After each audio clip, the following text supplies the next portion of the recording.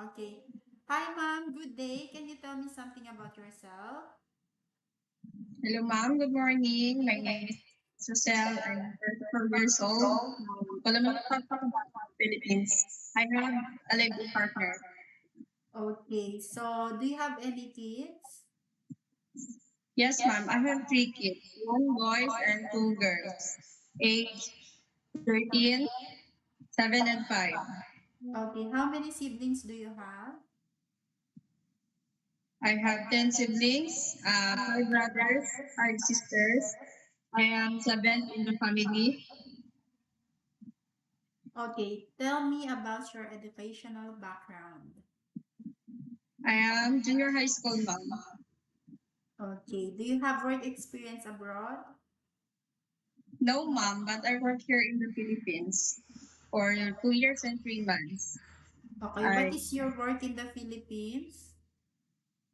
I serve a couple employer, ma'am. I do the household chores, uh, ironing, cleaning, ironing, laundry, and I took care of their children.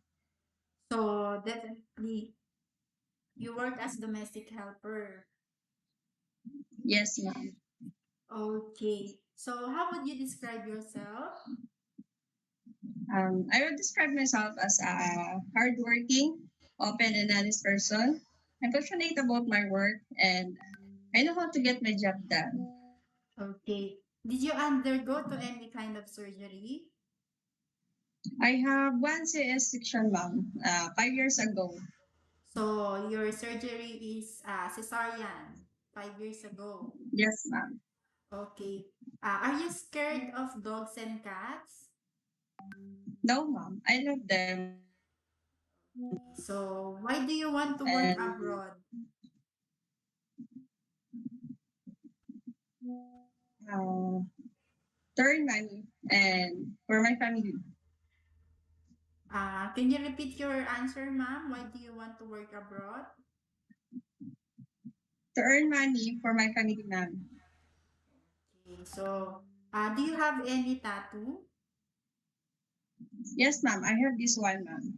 Okay, so only one tattoo. Okay. So what is your message to your future employer? To my future employer, if you're going to hire me, I promise to finish my contract and extend if you need me and treat you as my own family. And I will learn to speak Cantonese and cook more Chinese food. Thank you. Okay, thank you, ma'am.